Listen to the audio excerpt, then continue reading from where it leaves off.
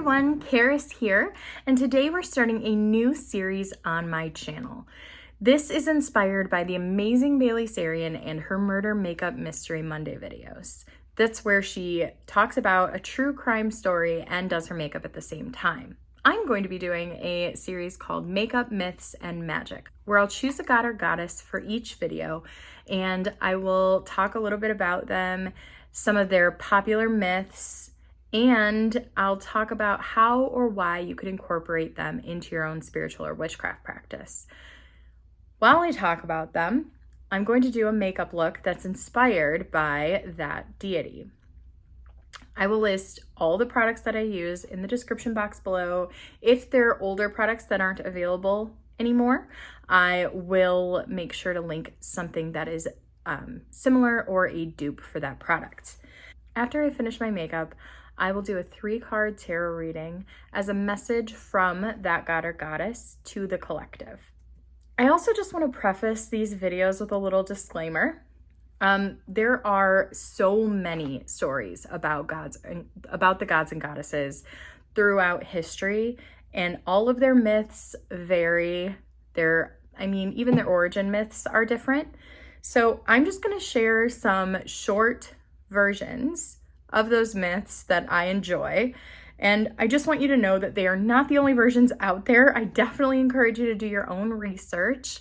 I am going to leave some book recommendations in the description box below as well for recommended reading that you can check out.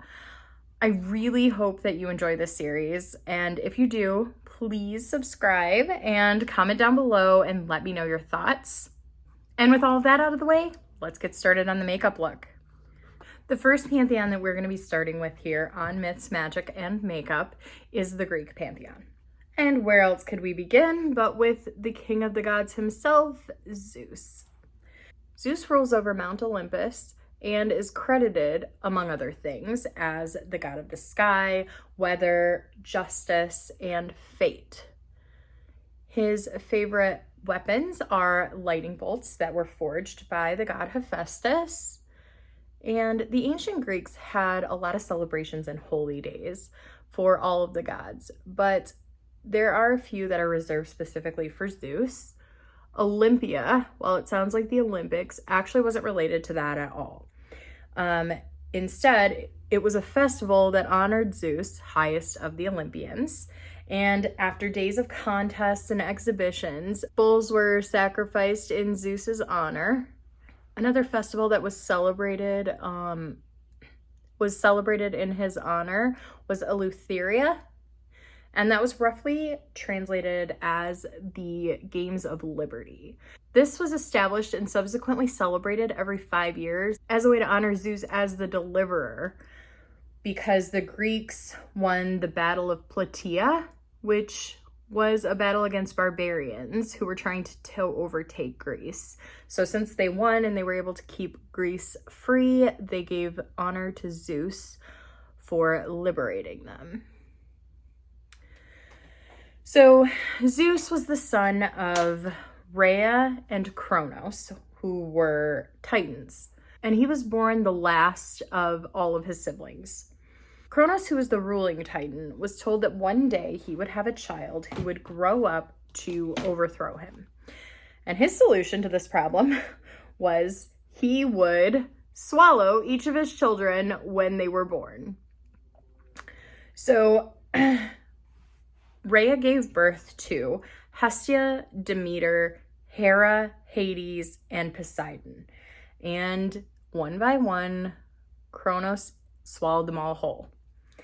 So when she was pregnant with her last child, she consulted with her parents, Uranus and Gaia, and devised a plan so that they could keep this child alive. When she was ready, Rhea gave birth to Zeus in a cave on the island of Crete and hid him there from his father. In order to trick Kronos, she gave him a rock that was swaddled in clothing. And he didn't even look at it. He just swallowed it whole.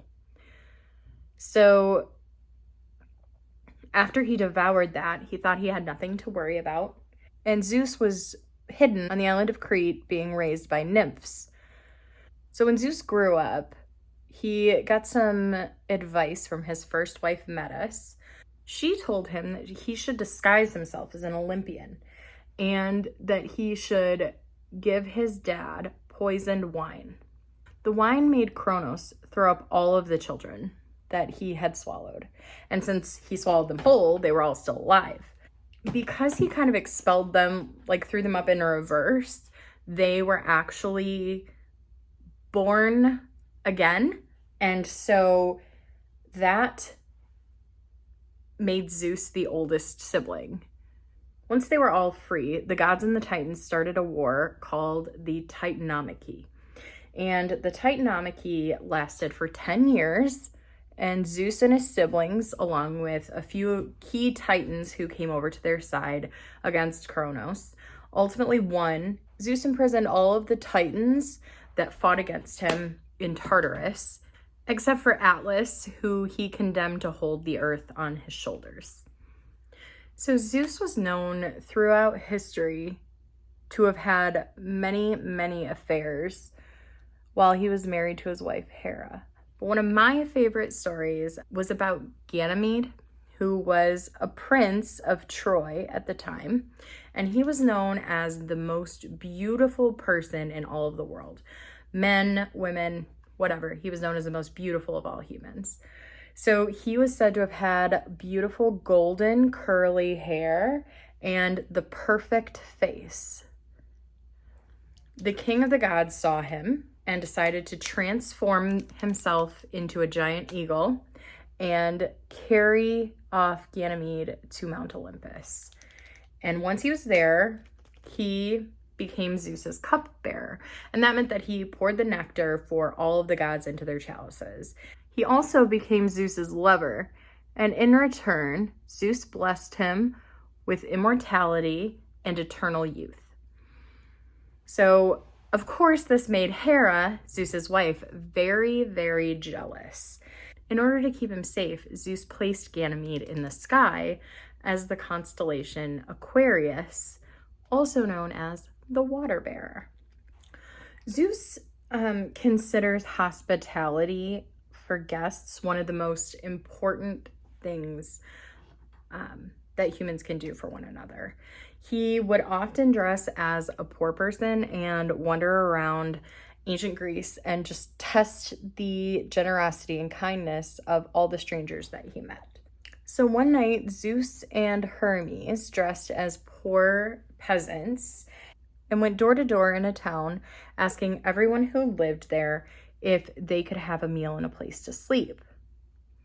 Everyone in the town rejected them, told them, no, sorry, no room for you, nothing we can do. Until they reached the home of Baucis and Philemon.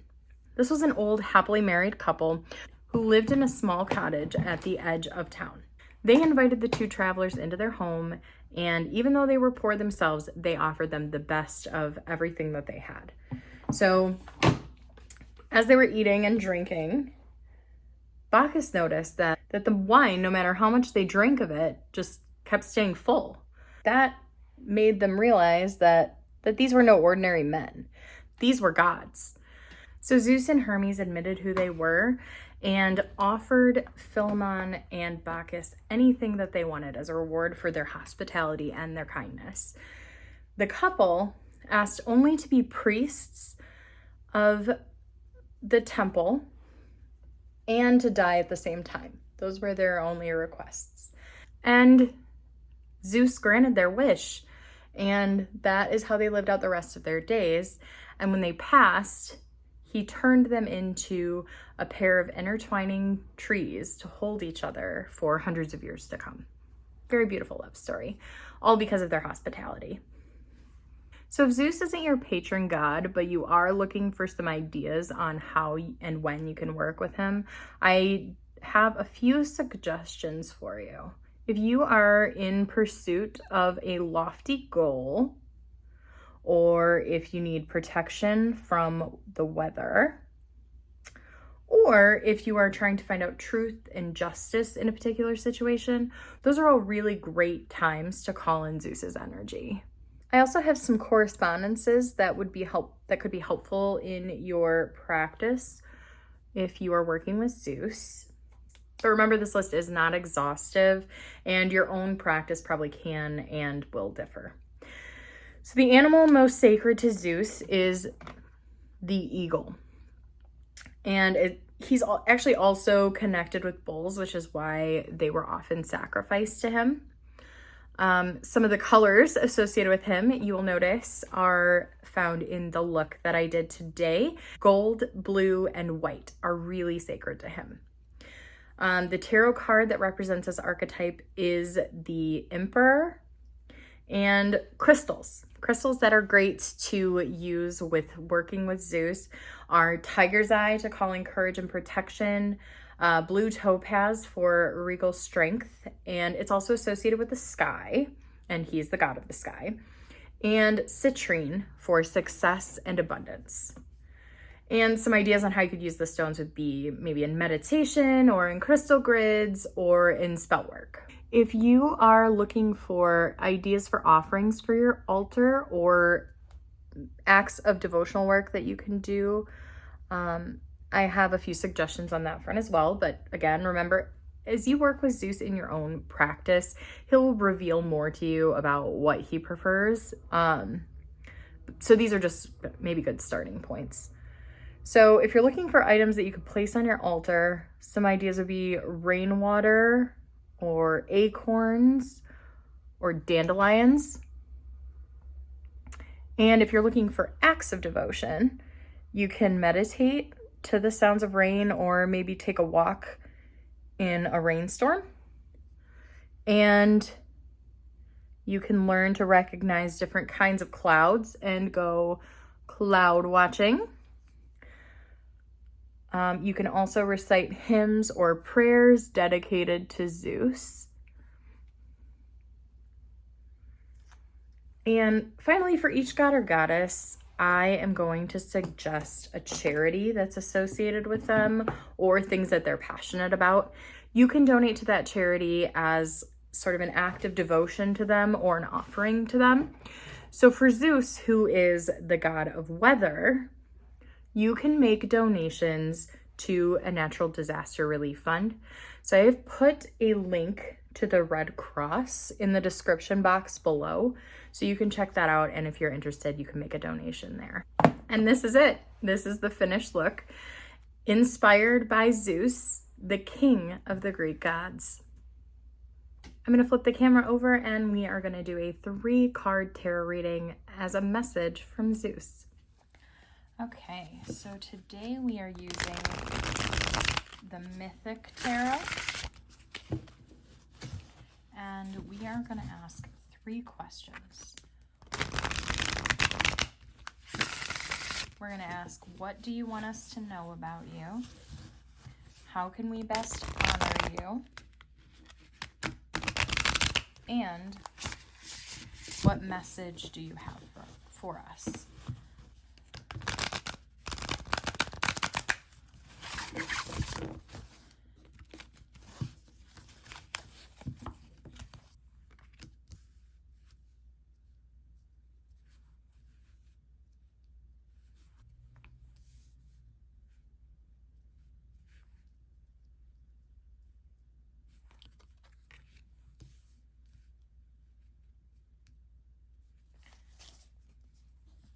So for the first card, we have the 7 of Swords. What do you want us to know about you? And the 7 of Swords, while it does sometimes speak to deceitfulness, I think in this instance, he wants us to know that he is not deceitful so much as he is cunning. He thinks of strategy to get what it is that he's looking for. While yes, it does result in some things being done in the dead of night, it is because he has a grand plan and he knows that he needs to be cunning in order to make things happen, especially to make things happen in the way that he wants them to unfold. So for the question, how can we best honor you? We got the 9 of Pentacles. And the 9 of Pentacles is all about abundance and kind of over the top comfort and luxury. So he likes nice and expensive things. So if you're looking to make an offering to him, he wants something that is lavishing and a bit over the top. So that is definitely a way to honor him, but you can also honor him by doing those things for yourself. So give yourself something that's over the top. Take extra care of yourself. Kind of spoil yourself in a sense.